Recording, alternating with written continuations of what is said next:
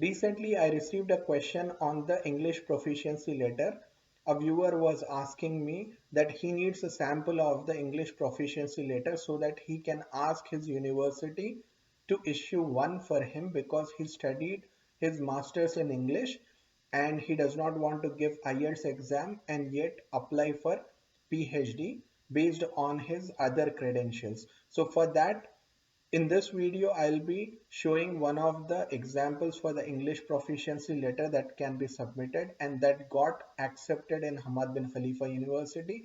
The personal confidential information is redacted and the rest of the document is real. So let's get started.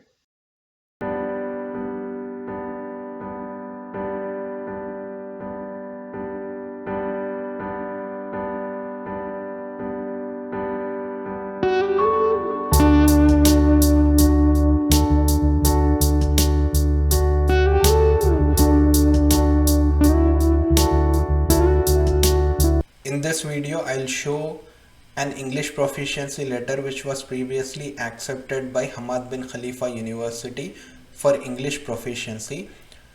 The important thing to note here is that English proficiency letter is known with different names in different countries and in different organizations. So in my organization, it was called as medium of instruction in English. Basically, what that means is the instruction of classes during the bachelor course was done in English language, and that's why the student is proficient in English. That's why it's called as medium of instruction English certificate. So you can obtain a similar certificate to satisfy the requirement that the medium of instruction in the college for your bachelor's, master's or PhD program was in English, and that the student has given the examinations in English and he is proficient in English. So that kind of a certificate will be sufficient for English proficiency instead of TOEFL or IELTS for Hamad Bin Khalifa University application process. So let's take a look. So here we had the logo. I have redacted some of the information for private reasons or confidentiality reasons, and here is the name of the college, the address, the website and phone number, and here was a logo, and here was the certificate number, and here is another identification number, and here was the year, and this was the date on which the certificate was issued. So I got it issued much after my graduation, very close to when I was asking HBKU for admission in my application. So the certificate has to whomsoever it may concern, because the certificate was issued upon the request of me. So it is a special certificate and it mentions this is to certify that Mr. the full name of a person, son of father's name, bearing roll number or student number. So here is the student ID number, has passed Bachelor of Engineering in Electrical and Electronics Engineering in the month of April-May of that year in first division with distinction. The duration of the course was 4 years and the medium of instruction was English. Then here was a signature of the director of evaluation from the examination cell of the university, and here was the stamp. So this certificate was accepted for the English proficiency for Hamad Bin Khalifa University admission. I hope this video was helpful. Please like, share and subscribe, and you can continue watching the video for further questions. In this video, I'll be answering one of the frequently asked question: how do we submit the grading scale? So basically in this video, I will show you how the grading scale looks like and where to get the grading scale. So let's get started. So first of all, the grading scale will be located on the back of the official transcript for your university. For example, if you are applying for master's program, then you need to look on the bachelor's transcript on the back of the transcript. So the front page will have the marks memo and the back of the transcript will have the grading scale. So let me show you an example from one of my transcripts. Okay, so this is basically the transcript of masters. Now if you look at it, this is on a official letterhead. Of course the transcript is on the official letterhead. It basically has the information of the college, then it basically has the grades again as the course title, and it also mentions the CGPA, which is grade point average central system. So what is the explanation of the point system in the university in which you have studied? That is given by the grading scale. So the first page, as you can see, it is a transcript, a usual transcript. Now on the back of this transcript is the grading scale. So if you see on this, it is called as the grading system. It may be termed as a different name in your country of residence or the university you are coming from, but basically it is an explanation of the grading system in your university. So this is usually found on the back of the transcript. If you cannot find this on the back of your transcript, you can find it in the college prospectus of the college that you have studied in. If you don't find the grading scale or grading system in your prospectus, then you need to approach your university and explain to them that I am going for a higher education in master's or PhD program, and I would like to get the grading scale for the transcripts that I have been given after my graduation, and they would provide you with the grading scale, and the grading scale basically looks like this. Now if you see, this is grading system. It is mentioning that the grading point average in this university is based on 4-point scale.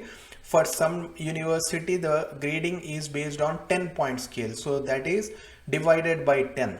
And some countries, in some university, the grading point average or the is based on percentages, that is 100-point scale, and it is explaining the grade A is basically 4.0 grade points, the grade B is fundamentally 3.0, and the grade C is 2.0, the grade D is 1.0, and F stands for failure or 0.0 grade points.